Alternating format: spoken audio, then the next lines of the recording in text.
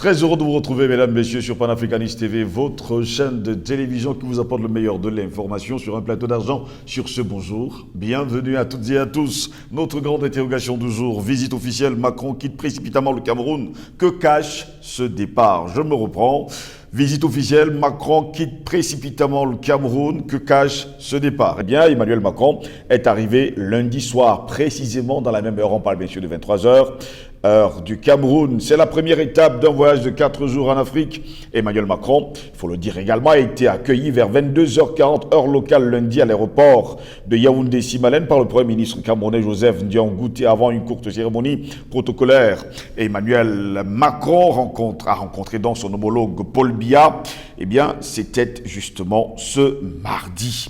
Ils ont discuté de la sécurité sur fond de menaces djihadistes dans le nord du Cameroun avec Boko Haram et du conflit opposant dans le nord-ouest et le sud-ouest depuis plus de 5 ans. Les groupes armés séparatistes aux forces de l'ordre, initialement prévus pour 2 jours du 25 au 27 juillet 2022. La visite du président français Emmanuel Macron s'est achevée hier soir à 23h. Ce déplacement, qui devait justement le mener aussi du côté du Bénin et en Guinée-Bissau, doit lui permettre de réaffirmer son engagement dans la démarche de renouvellement de la relation de la France avec le continent africain au début de son second quinquennat, a expliqué d'ailleurs l'Élysée. Pourtant, on le sait très bien, Emmanuel Macron avait déclaré fort qu'il n'est pas là pour remémorer justement ce qui s'est passé dans le passé parce que lui-même, il n'était pas encore né. Mais qu'est-ce qui a bien poussé Emmanuel Macron à quitter précipitamment le Cameroun? Nous nous interrogeons. Visite officielle, Macron quitte précipitamment le Cameroun. Que cache ce départ? Pour répondre à nos questions, nous sommes avec le docteur Jean-Paul Mbelek, astrophysicien. Docteur Jean-Paul Mbelek, bonjour, bienvenue à vous. Bonjour Steve, merci encore une fois de m'avoir invité. Donc c'est l'occasion renouvelée de m'adresser aux téléspectateurs de Panafricanist TV à qui je dis bonjour. Et puis également bonjour à l'équipe technique. Donc je t'écoute Steve. Très heureux de vous avoir, docteur Jean-Paul Mbelek. Jusqu'à preuve de contraire, on se pose bien des questions. Vous avez suivi de bout en bout la venue d'Emmanuel Macron sur le triangle national camerounais, au Cameroun. Vous, qu'est-ce que vous en pensez? Oui, j'ai même suivi depuis l'annonce prêtée à Maurice Kamto. Oui. Ensuite, le feuilleton Jeune Afrique. Oui. Et nous savons qu'elle, c'est une vraie presse stipendiée par la France et l'Occident. Ensuite, ça a traîné parce qu'on a attendu... Vous soulignez quand même que ça commençait avec Maurice Kamto? Oui, il n'a jamais démenti. Oui, c'est comme ça que moi j'ai même su que Macron avait un projet vers le Cameroun, par une annonce prêtée à Maurice Kamto, oui, qui était d'ailleurs un de ses invités chez Yannick Noah, hier. Et alors ensuite, on a attendu que l'Élysée l'affiche sur son site, son agenda. Non, ça n'a été affiché que la veille de son arrivée. Et la date même de l'arrivée du 25 n'y figure pas, en tant qu'arrivant au Cameroun. L'annonce au Cameroun, c'est le 26, alors qu'il était déjà là dans la nuit du 25, comme un sorcier, pour reprendre les mots de nos grands panélistes, journalistes de renommée, 3A. Albert Anatole ici. Et parce qu'il vient la nuit, il est reparti la nuit. Oui. Pour vous, il y a eu des hésitations pour l'arrivée d'Emmanuel Macron au Cameroun? De la part justement de son entourage, de l'Élysée? Il y a eu beaucoup de choses. En particulier, il y a eu la nécessité de faire une campagne pour forcer son arrivée. Parce que Macron, personne ne l'a jamais à la base invité, nous le savons. Mais non, ce qui a été dit officiellement, je vais m'expliquer, j'ai essayé d'expliquer. Voilà. Donc il a fallu qu'il fasse une campagne avec la presse stipendiée Jeune Afrique. Bon, d'abord Maurice Kamto, comme ça, lui, on peut l'appeler désormais la voix de son maître, quoi, Maurice Kamto. On sait qui est la voix et qui est le maître. Le maître, c'est celui qui parle à travers le phonogramme, là. Oui. Okay. Voilà. Donc le chien du phonogramme entend le maître. Et Maurice Kamto, il a joué un peu ce rôle-là. Comme il est fier de jouer ce rôle, il faut qu'on lui dise la vérité. Voilà, tu as joué ce rôle-là. Et après, il va répéter en aboyant. Macron arrive. Et la presse prend le relais. Bon, Jeune Afrique, elle, c'est stipendié. Et donc, je pense qu'il a fallu qu'il fasse d'abord cette campagne, comme on dit aujourd'hui, le buzz, pour forcer la main, justement, à la partie camerounaise, aux autorités camerounaises, qui ne l'invitaient pas à la base, en réalité.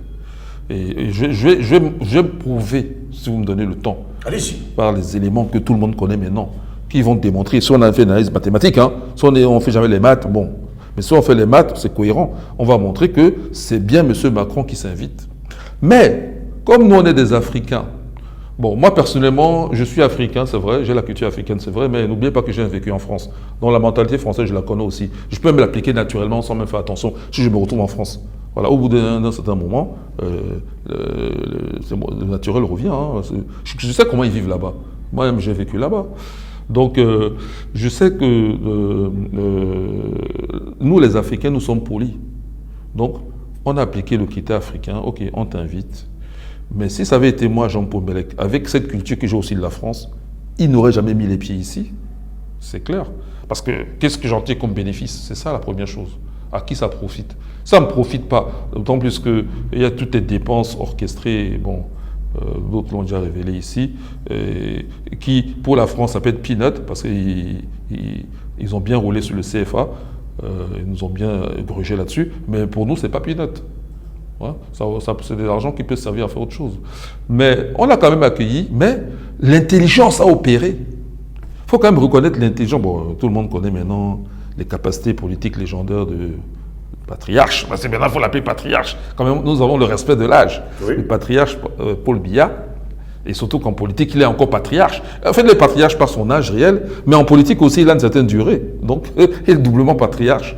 Donc, le patriarche Paul Biya, tout le monde connaît son intelligence politique. Et là, ça a opéré à toutes les échelles. Depuis l'accueil, depuis la réception, tout a été fait de façon intelligente. Parce que si Macron force son invitation et que vous allez dans son sens, c'est-à-dire que vous annoncez que, bon, monsieur Macron veut venir, nous l'accueillons, mais l'agenda qui contrôle. Par contre, si vous dites que, ok, je veux bien que tu viennes, mais à condition que je dise que c'est moi qui t'invite, mais vous contrôlez l'agenda. Le gouvernement camerounais, donc maintenant je commence à donner des éléments, a sorti un document à l'appui de cela. Une fois que, parce que même le gouvernement camerounais a mis du temps avant d'annoncer l'arrivée de M. Macron, donc il y a eu tractation dans les coulisses, et quand ça a été accepté, M. Ayolo Mvodo, qui, bon, moi personnellement, pour ce que je connais la politique camerounaise, n'a pas la signature du président, mais admettons, il a annoncé, j'avais toujours un doute, jusqu'au jour où, 2 jours avant l'arrivée de M. Macron, ça figure dans le site de la présidentielle. Je signale que dans le site de M. Ayolo lui-même, il n'y avait rien d'annoncé. Du tout. Mais le site présidentiel annonce et accompagne ça d'un document. Et quand on lit le document est très parlant. Parce que c'est un document qui démontre que ce que M. Macron a appelé journalistes en ce qui concerne la partie française, ils sont nuls. Nuls.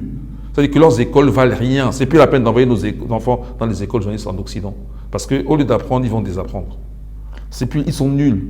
En fait, on désapprend là-bas le métier de journaliste. Vaut mieux qu'ils restent au Cameroun ou aillent ailleurs, ou sur d'autres cieux, même en Afrique ou ailleurs, mais pas en France. Alors, pourquoi? Vous avez un document, tout est contenu dedans. Il y a des rappels, que ce soit historiques, bibliographiques, économiques, financiers, tout est dedans. Militaire même, tout est dedans.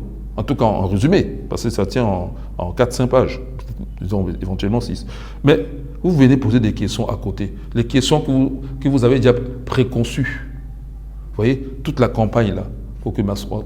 Macron vienne ici, toute cette campagne, il mettait des questions, régler la succession, leurs questions habituelles de France-Africain. Mais on vous donne un document là, si vous êtes objectif. Qui est comme un dossier de presse. Mais c'est un dossier de presse, vous en tenez compte. Non, ils n'en ont pas tenu compte. Donc ça, c'est pas du journalisme, ça. Voilà. Et donc, finalement, la chose se fait, Macron arrive, et on a vu de quoi il s'en est retourné. D'abord, il n'est pas accueilli par le président Paul Biya. Certains diront, parce que ça rentre dans leur...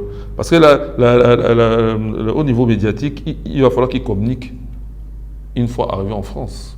Comme ils n'ont pas beaucoup communiqué pour le départ, à l'arrivée, ils comptent exploiter cela. Voilà.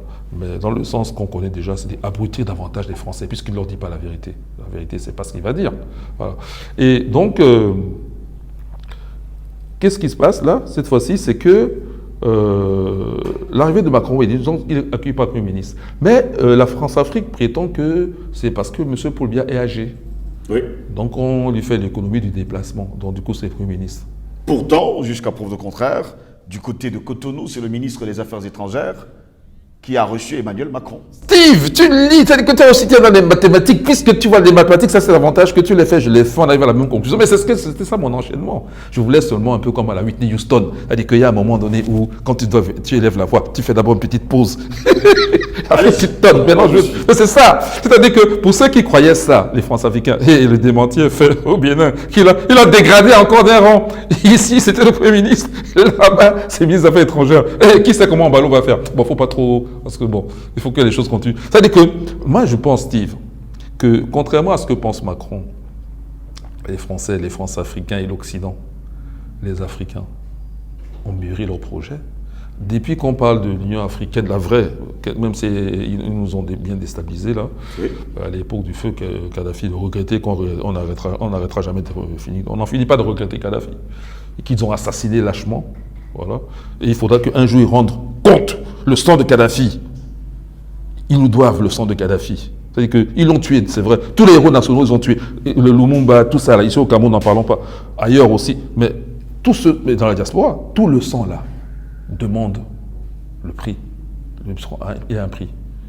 Il y a un jour, il faudra qu'ils payent ce prix-là. Ils ont fait couler du sang chez nous.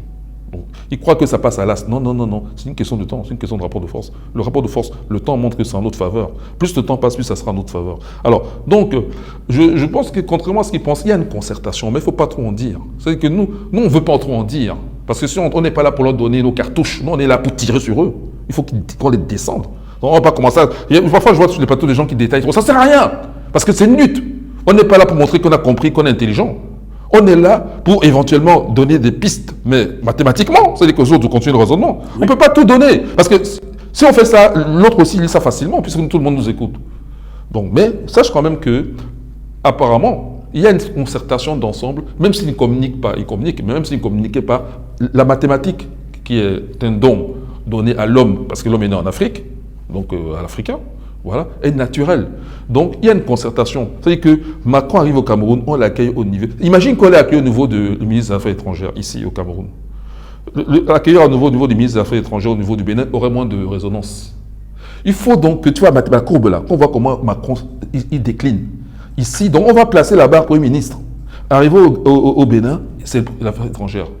Ici, la suite peut continuer comme ça. Ça veut dire que tout le monde voit le déclin. Et ça peut se comprendre que parce qu'il y a non-séparabilité, là je te parle de mécanique quantique, oui. Il y a non-séparabilité du problème africain, d'où l'Union africaine, d'où le panafricanisme. Dans ce cadre-là, il y a non-séparabilité. Eux ils font ça, mais ce n'est pas intelligent, de nos jours, je ne dis pas avant, d'analyser le problème du Cameroun en le séparant du problème du Bénin, en le séparant du problème du Ghana, en le séparant du problème de l'Algérie. Non, il y a non-séparabilité, c'est un concept quantique. Il y a non-séparité et il y a aussi non-localité. C'est-à-dire que tu ne peux pas seulement parler de l'Afrique, le continent, il y a aussi la diaspora. Il y a non-localité. Ce sont des concepts de mécanique quantique. C'est la même fonction d'onde. Elle obéit à la non-localité, à la non-séparabilité et finalement à la détermination. Donc ils ne pourront pas prévoir exactement. S'ils prévoient quand est-ce qu'on fait telle action, ils auront moins de précision pour savoir quand est-ce qu'on fait telle autre action. Ça, ce sont des concepts de mécanique quantique. Et la mécanique quantique s'applique à fond, surtout quand on parle de la vie. Peut-être que tu veux dire autre chose. Donc non, allez-y, je vous suis dans votre raisonnement. Non, petite pause, on va me relancer. Bon, d'accord. En parlant justement de cela, vous parliez tout à l'heure des France-Africains qui pensaient que c'est parce que le chef de l'État camerounais est assez vieux, et c'est pour cela que le Premier ministre l'a reçu Emmanuel Macron. Finalement, on se retrouve du côté de Cotonou au Bénin. C'est plutôt le ministre béninois des Affaires étrangères qui accueille Emmanuel Macron. En ce moment-là, peut-on dire aujourd'hui que les France-Africains et tout cela qui passent la majeure partie du temps à s'agenouiller devant la France ont eu tort? Ou alors ils commencent à perdre du terrain? C'est les deux. Les deux, mon général. Ils perdent du terrain et ils ont tort. Oui. Ils perdent du terrain parce que ici, même au Cameroun, il devait y avoir une grande agitation. On nous a parlé de Maurice Kamto, qui serait reçu par Macron. À ma connaissance, n'a pas été reçu par Macron. Cabral Libi, à ma connaissance, n'était peut-être même pas chez Noah. John Froudi, pareil. C'est toute hésitation, on n'a rien vu. La succession, rien du tout. Les banderoles de Franck Villa ont été enlevées avant même que Macron... Il y a eu l'opération banderole Franck Villa, oui. Mais ils ont été enlevés avant que Macron mette foule le pied du sol camerounais. On a arrêté certains qui mettaient ces banderoles, d'autres on les pourchasse. Oui. Donc, Tout ce qui était prévu, venir régler la succession, venir nous parler de Nozo, tout ça, Steve, alors maintenant 2 secondes, avant de revenir sur le Bénin, 2 secondes, je peux? Allez-y. Voilà, regarde, concrètement, on nous dit, je n'étais pas Yaoundé, hein, donc je suis obligé de m'en tenir à ce qui est rapporté, surtout par les documents officiels, que la discussion entre Emmanuel Macron et Paul Biya a duré 1 heure. Même c'est 1 heure 2 minutes, 1 heure 3 minutes, en tout cas 1 heure environ. Ok? Oui. Steve, en 1 heure, surtout tu vois le patriarche, ça dit que s'installer, s'asseoir, ça prend combien de temps? Mettre les micros prend combien de temps? Comme moi, on a mis micro-cravate là, ça prend combien de temps? Il faut soustraire dans l'heure. Hein. Ensuite, une fois qu'on est installé, on commence brutalement comme ça, il n'y a même pas les formalités d'usage. Hein. On ne dit même pas bonjour, on ne dit même pas, bon, au fait, hier, ça a été l'arrivée, tu es quand même à peu près bien installé là-bas au Hilton, on ne dit rien, voilà, on attaquons alors, ok, attaquons. Combien de sujets? Allez, on va les mettre, pêle-mêle, hein, il n'y a pas d'ordre. Succession, Nozo, Boko Haram, situation économique, Ukraine, le projet femme de Macron, où il tient beaucoup, donc il va passer beaucoup de temps à raconter sa vie à Paul Biya. Oui. Les opposants qu'il a rencontrés là-bas à Paris, qui sont des brillants. Son projet avec la diaspora, la société civile. On est déjà à 8 là. Ok, alors tu peux encore ajouter 2 autres.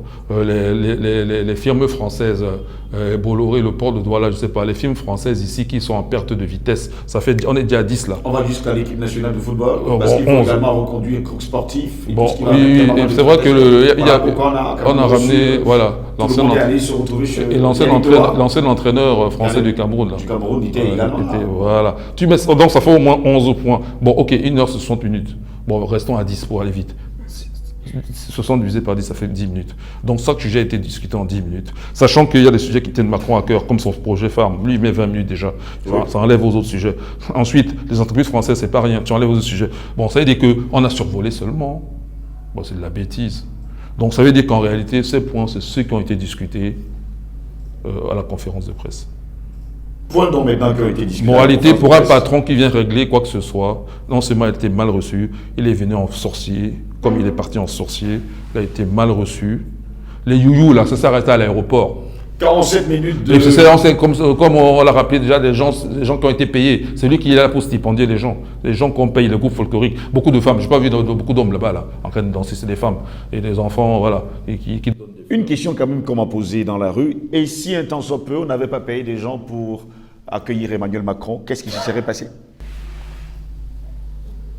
C'est lui qui a... Il y a des Camerounais qui m'appellent de toutes parts et qui me... Si on n'avait pas payé, il serait venu comme ils accueillent souvent nos propres chefs d'État. Personne à l'aéroport. Voilà, donc, oui, voilà, et c'est la normale. Mais évidemment, dans son esprit colonialiste, ça le gêne. Donc on lui a encore... Pourquoi donc avoir payé des gens pour accueillir Emmanuel Macron et les avoir laissés dans le froid de Yaoundé? D'abord, il ne fait pas si froid Yaoundé. Oh, que si. Mais il fait frais. Bon, disons. Voilà. C'est pas moins 5 degrés. Allez-y. Bon, mettons 15 degrés, même 10 degrés. Fait encore plus froid à Badenkopp. Hein. Oui. C'est dans les collines. Il faudrait que vous alliez à l'ouest. C'est encore plus froid. Ouais, c'est ce que je dis. Voilà. On va dire, dans la fraîcheur nocturne de Yaoundé. Oui. Mais bon, c'est vrai que par rapport à Douala, Yaoundé, oui, à partir d'une certaine. Je suis d'accord. Bon, dans la fraîcheur nocturne de Yaoundé, oui, on a mis les gens. Mais Steve, nous, on dit la vérité, on vit la vérité. Macron est dans ses rêves. OK? Parce que même quand il parle de... à un moment donné, on croit qu'il flatte les jeunes Camerounais. Ah, les jeunes Camerounais, ils sont ceci, ils sont cela. Mais il parle des calibro. Il parle de comment elle s'appelle, Wilfried des Kanga. C'est qui ces gens-là pour nous? C'est ça, disons, entre guillemets, jeunes. Parce que ici, on dirait jeunes, là, il n'y a pas d'âge pour jeunes, quoi. Et c'est qui ces gens-là? D'ailleurs, peut-être je leur fais trop d'honneur de citer leur nom, même. Hein. C'est qui? Beaucoup trop d'honneur, d'ailleurs. Voilà, c'est pas la meilleure qualité, c'est pas la crème. C'est pas la crème. Ce sont des gens perdus là-bas en Occident, qui ne savent même plus quelle est leur date de retour. Peut-être parfois certains peuvent venir en vacances ici et encore, et qui sont là simplement pour faire la manche. Et beaucoup sont des agents français finalement. Parce qu'à force d'être facilement à ramener les problèmes du pays dans la rue, par exemple là où il y a les chèvres et les vaches, salon de l'agriculture, et puis taper un président, tout le monde sait c'est un scénario, mais si tu es dans le scénario, mon gars, c'est que tu travailles pour Tu es un agent, même si on ne te paye pas cher, tu es un agent quand même. Hein. Oui. Même si on ne te donne même aucun centime, hein, tu es quand même un agent, parce que c'est le droit d'un agent, ça. Voilà. Donc voilà les gens à qui ça, c'est pas la crème. C'est pas Jean-Paul Mbelek, par exemple. Est-ce que tu crois que je vais faire des salades avec Macron, même quand j'étais en France? Non. Jamais. Au contraire, il est là. Si je peux même... Bon, je suis poli, hein, mais si je vais même pas lui cracher mes 4 vérités, mais je vais... Kick, comment on dit en bas ça? Restons justement dans le je sujet. vais l'ignorer. Oui. Voilà. Bon, restons dans le sujet. Alors, donc, dans la fraîcheur de Yaoundé, qu'est-ce qui se passerait? Pourquoi on a fait ça? Pourquoi on a payé? Bon, je disais donc que ça veut dire que même ici, là, au Cameroun, là, actuellement, nous avons ce qu'on appelle les endocolons. Même proche de Poche-Bia, il y a des endocolons. Même dans le gouvernement, là, il y a. Donc, sinon, les choses iraient plus vite. OK? Et puis, le patriarche, il ménage les choux, la carotte, les chèvres. Il n'a jamais dit qu'il était révolutionnaire. Mais nous savons qu'il est acquis à la cause panafricaine. Au moins depuis l'époque où, avec Kadhafi, on projetait déjà de mettre le Fonds monétaire africain. Et puis, il l'a prouvé par les gestes, et il le prouve encore aujourd'hui. Et puis, il se passe des choses en sourdine qu'on ne dit pas.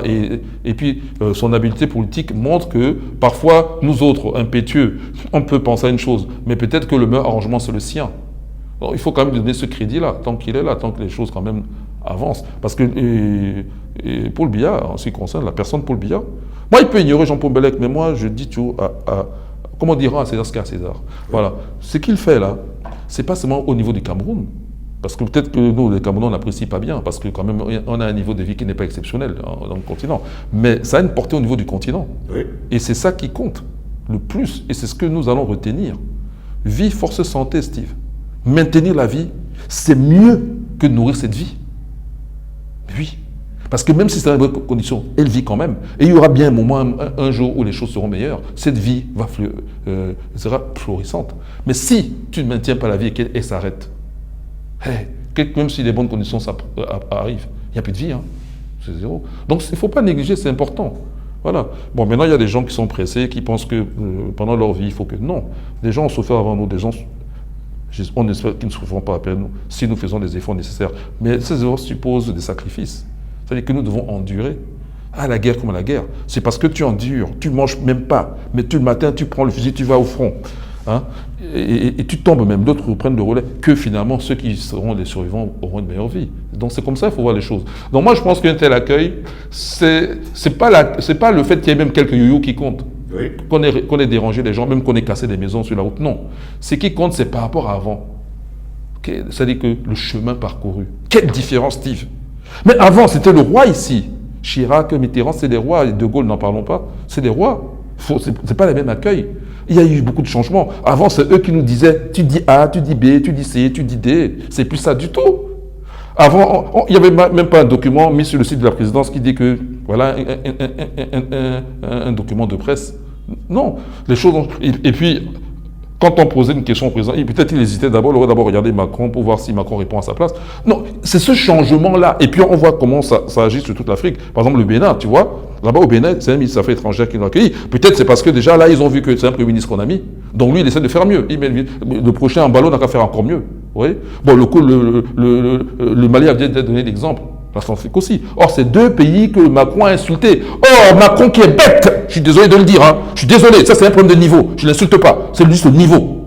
Parce qu'on dit souvent que c'est un chef d'État. Ok, je suis désolé, c'est un chef d'État, mais voilà son niveau. C'est pas intelligent. Donc si c'est pas intelligent, c'est quoi? Comment on dit en français? C'est pas intelligent, c'est bête. Bon, aussi, il faut que j'arrête de parler français. Non, le gars est bête, pourquoi? Je lui explique, enfin le président là, il est bête. Il est président, mais il est bête, pourquoi? Parce que si tu es au Cameroun ici, là, au Cameroun, Paul Biya assis là, avec tout son parterre, Premier ministre, tout le monde là, journalistes, camerounais, français et autres, tout le monde est là. Conférence de presse. Et tu oses dire que le gouvernement de transition au Mali, ce sont des gens illégitimes, que le président Touadéra, il veut imposer une dictature ou je ne sais pas quoi, avec l'appui des Russes. Mais il faut être bête pour ne pas comprendre que tu es en train d'insulter le Cameroun. Tu es en train d'insulter le Cameroun parce que moi, on soutient ces gens-là. Et pas seulement nous, le peuple, même le gouvernement camerounais soutient la Centrafrique et soutient le Mali. Sans le Cameroun, est-ce qu'il tiendrait notre soutien est important. Et ça se fait à l'échelle du gouvernement. Donc tu insultes l'autre qui t'a accueilli. C'est pas intelligent. Parce qu'il y a des choses à éviter, Steve, même entre nous, pas à l'échelle même des États, à l'échelle des individus. Il faut éviter les malentendus culturels. Tu peux pas être chez quelqu'un et poser un acte qui ne colle pas avec sa culture, parce qu'il va mal l'interpréter. Surtout que c'est lui qui t'invite. Parce que vous voyez, tu as l'intelligence de dire que c'est nous qui l'invite plutôt que celui qui s'invite. Tu vois? Il a commis cette erreur. Et cette erreur, ce qu'il ne comprend pas, il est bête, c'est que tout le monde entier, c'est en Mondiovision, peut le lire. Aujourd'hui, c'est en Mondiovision. Tout le monde peut le lire et voir à quel point ce monsieur est bête. Plutôt que Covid, parce qu'il est mal aimé, pour ne pas dire que la France est mal aimée au Cameroun et sur le continent africain. Bon, lui d'abord, il est mal aimé même par ses concitoyens. Déjà, Oui. déjà s'il est mal aimé par ses concitoyens, pourquoi nous on devrait l'aimer? Bon, déjà. Bon, ensuite, on le combat, c'est un ennemi. Il a déclaré. Il a dit que. Tu sais, si par exemple, toi, tu n'es pas un journaliste pour lui, quoi. Non. Oui, pour lui, les journalistes, c'est ceux. Avec la France parle, elle choisit ses interlocuteurs, elle choisit les journalistes, elle choisit la société civile, elle choisit pour nous. C'est des gens bêtes. En 2022, c'est que tu es bête. Et c'est pour cela, il ne comprend pas pourquoi les Africains vont vers Poutine. Parce que, au moins Poutine, les Chinois, eux, ils parlent de multipolaire. Donc évidemment, ça intéresse tous les autres, tout être humain qui aime la liberté, quoi. Alors que l'Occident, c'est unipolaire, c'est l'impérialisme total. Donc ils sont bêtes, ils ne sont pas intelligents. Donc, est-ce que pour ça, les partis... Oui, parce que c'est un échec. Il n'a pas réussi à imposer son agenda. Tu vois, c'est un échec. Et comme c'est un monsieur qui est un petit côté enfant, enfant gâté, quoi. Au lieu d'assumer l'échec, hein, et puis c'est même un manque de courage. Être courageux, aller jusqu'au bout. Partir à 8h40 comme on avait prévu. Non, il part avant parce qu'il fuit.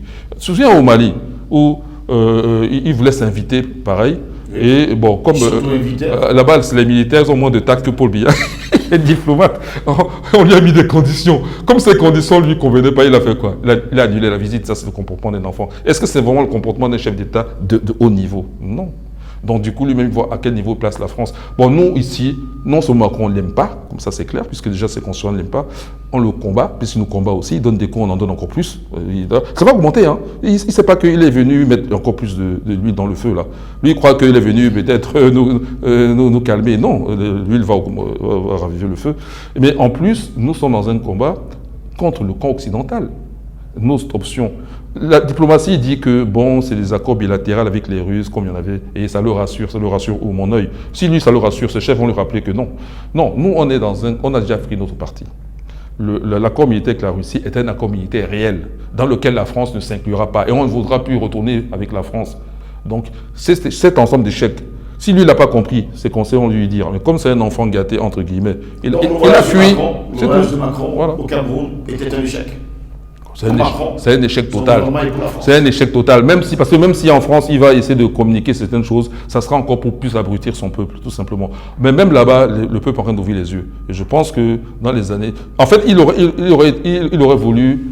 Mais le président Banaken a dit ici, Macron aurait voulu repartir de l'Afrique, donc Cameroun en premier, en ramenant, entre guillemets, comme une victoire. C'est-à-dire que redorer son blason, en profiter pour redorer son blason en Europe. Mais le président Banaken a dit ici, à Panafricains TV, j'ai écouté, il a dit que l'arrivée de Macron au Cameroun, déjà c'est un échec annoncé. Pourquoi? Parce qu'il voulait venir en force, en position de force, après la tentative qui a été faite contre Assimi Goïta. Si elle avait réussi, il serait revenu en force et commençait à faire du chantage, comment ils ont telles capacités de nuisance, et voilà. Donc, comme ça a été mis, j'étais à l'eau, et c'est pas la première fois, ça va continuer comme ça. Là, il commence peut-être, si lui, il ne voit pas, mais ses conseillers commencent peut-être, ou ses chefs commencent peut-être à dire que tu n'es peut-être pas la bonne personne, hein. Donc vaut mieux que tu rentres. Et puis lui-même, au lieu d'avoir le courage au moins de finir sa mission, il fuit, quoi. Merci à vous, Dr Jean-Paul Bellec, d'avoir été des nôtres. Merci de m'avoir invité une fois de plus. Bon courage à tout le monde, bonne journée à tous, et vous inquiétez pas, la lutte continue, et nous allons la gagner. Et je voulais préciser autre chose. Il y a 1,406 milliard d'habitants et des poussières en Afrique. J'ai regardé ça un peu rapidement tout à l'heure. Et la population médiane a 19,7 ans, donc on va dire 20 ans. L'Europe confondue, y compris la Russie, tout mélangé là, l'Europe de l'Est, tout ça, elle n'a que environ 750 millions d'habitants. Et lorsqu'on regarde que l'Europe occidentale, il faut encore enlever 300 millions là. Donc on tombe maintenant à 450 millions d'habitants. Et l'âge médian, lui, il est de 47 ans et des poussières. Ça veut dire quoi? Ça veut dire qu'on va élever, nous, on est capable de lever une armée de jeunes de 19 à 30 ans, ok, et les envoyer en Europe.